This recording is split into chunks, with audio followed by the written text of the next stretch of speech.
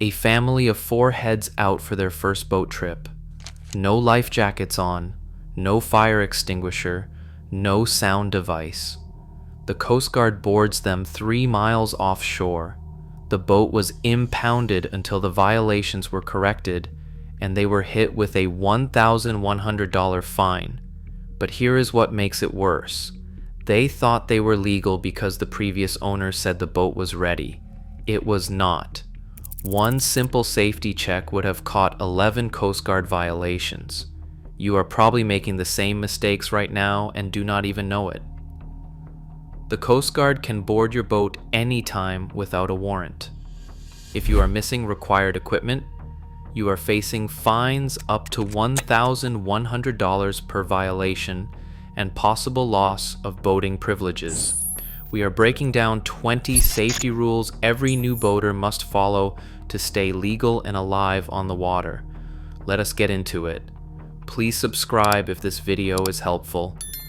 Federal law requires one wearable, Coast Guard approved life jacket for every person on board.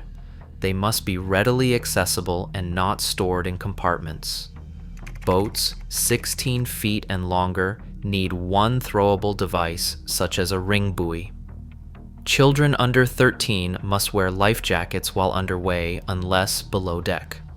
Life jackets must be the proper size and in good, serviceable condition. Ripped or waterlogged jackets do not count. Boats with enclosed engine compartments or permanent fuel tanks must carry Coast Guard approved Type B fire extinguishers. Boats under 26 feet need 1B1 extinguisher. Boats from 26 to 40 feet need 2B1 extinguishers or 1B2 extinguisher. Extinguishers must have mounting brackets and be readily accessible. Check pressure gauges monthly. Expired or discharged extinguishers do not satisfy Coast Guard requirements. Every vessel must carry a sound-producing device that is audible for half a mile. Horns, whistles, and air horns qualify. Use sound signals to communicate with other vessels. 5 short blasts means danger. 1 prolonged blast signals leaving a dock. 2 prolonged blasts means passing starboard to starboard. The sound device must work when needed. Dead batteries or broken horns create dangerous situations. Boats in coastal waters must carry Coast Guard approved visual distress signals for day and night use. These signals are required. You must have at least 3 pyrotechnic devices such as red flares, orange smoke, or parachute flares. Alternatively, carry 3 devices for daytime and 3 devices for nighttime. Non-pyrotechnic options include an orange distress flag and an electric SOS light. Pyrotechnic devices expire 42 months from the date of manufacture. Expired flares do not satisfy legal requirements. Operating between sunset and sunrise requires proper navigation lights. Boats under 39 feet need red and green side lights, visible 2 miles, a white stern light visible 2 miles, and a masthead light or an all-round white light, each visible 2 miles. Power boats under 16 feet may use a single all-round white light and a combined side light. All lights must be Coast Guard approved and properly positioned. Burned out bulbs make your boat invisible. Boats with enclosed gasoline engine compartments require proper ventilation with an air inlet and a separate outlet. Both vents need ducts that extend into the compartment. Boats built after August 1980 often require bilge blowers. Run the blowers for at least 4 minutes before starting the engines, especially after fueling. Inadequate ventilation allows explosive fumes to accumulate, which can cause catastrophic explosions. Proper ventilation prevents engine compartment fires. Inboard gasoline engines must have backfire flame arresters on each carburetor that are accepted by the Coast Guard. Outboard motors are exempt. These devices prevent exhaust backfires from igniting fuel vapors. Arresters must be clean and unobstructed. Remove and clean them seasonally with carburetor cleaner. Cracked or damaged arresters must be replaced immediately.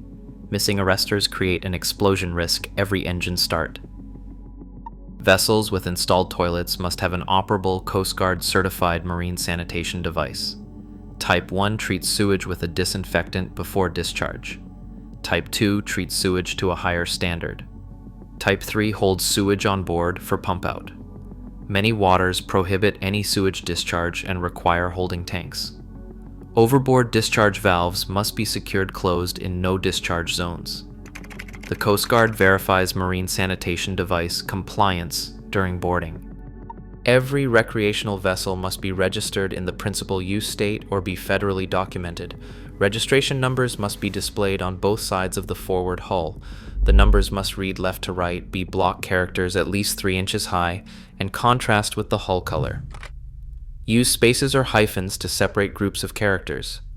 Registration decals must be displayed within 6 inches of the numbers. Keep the registration certificate aboard at all times. Operating a vessel while intoxicated is a federal crime. A blood alcohol concentration of 0.08% or higher constitutes boating under the influence. Impairment can occur at lower levels, especially with sun exposure and waves. The Coast Guard can administer sobriety tests during a boarding. Boating under the influence convictions carry heavy fines, jail time, and loss of boating privileges. Alcohol contributed to a significant percentage of fatal boating accidents. Federal law requires boat operators to provide assistance to anyone in danger at sea as long as doing so does not seriously endanger their own vessel. This duty is absolute. Failure to assist is a federal crime. If you are involved in an accident that results in a death, an injury that requires medical treatment beyond first aid, or property damage exceeding $2,000, you must file an accident report. Report deaths within 48 hours and injuries within 10 days. Navigation Rule 5 requires maintaining a proper lookout by sight and hearing at all times. Assign someone to watch for other vessels, swimmers, obstacles, and hazards. The operator cannot be the sole lookout while controlling the boat. In crowded waters or in reduced visibility, a proper lookout prevents collisions. Use all available means, including radar if the boat is equipped with it. Constant attention is required, with no distractions. Navigation Rule 6 requires operating at a safe speed, allowing you to take proper action to avoid a collision and to stop within an appropriate distance. Consider visibility, traffic density, boat maneuverability, wind, sea conditions, and proximity to hazards. Safe speed varies dramatically based on conditions. Speed limits in no-wake zones are typically 5 miles per hour. Excessive speed causes most preventable boating accidents and injuries. Navigation rules determine right-of-way between vessels. Power-driven vessels give way to sailing vessels. An overtaking vessel gives way to the vessel being overtaken. When meeting head-on, both vessels alter course to starboard. When crossing, the vessel on the right has the right-of-way. A stand-on vessel maintains its course, while a give-way vessel takes action to avoid collision. These rules apply in all waters. Know and follow them religiously. Respect restricted areas, including swimming zones, security zones near military vessels, marine sanctuaries, and dam-restricted areas. Entering restricted zones without authorization violates federal law. Keep a minimum distance of 500 yards from naval vessels and stay 300 feet away from dam faces. Security zones around bridges and government facilities have specific boundaries, so check posted notices and obey them.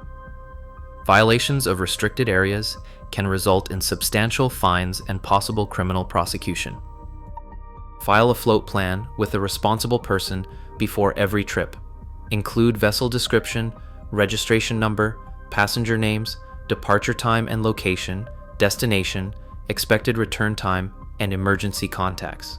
If you do not return on schedule, that person alerts the Coast Guard with specific search information. Float plans dramatically improve rescue success rates because searchers know where to look. Many deaths could have been prevented with filed float plans. Check marine weather forecasts before departure and monitor continuously while underway using VHF radio weather channels. Small craft advisories warn of winds 20 to 33 knots. Gale warnings indicate winds 34 to 47 knots. Return to shore when threatening weather approaches.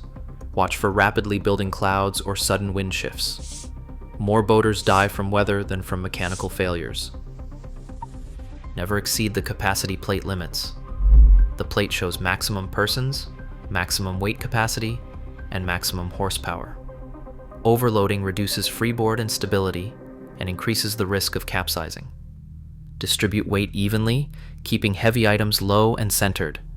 Have passengers sit while the boat is underway. Standing passengers create instability. Load gear strategically, placing the heaviest items along the center line.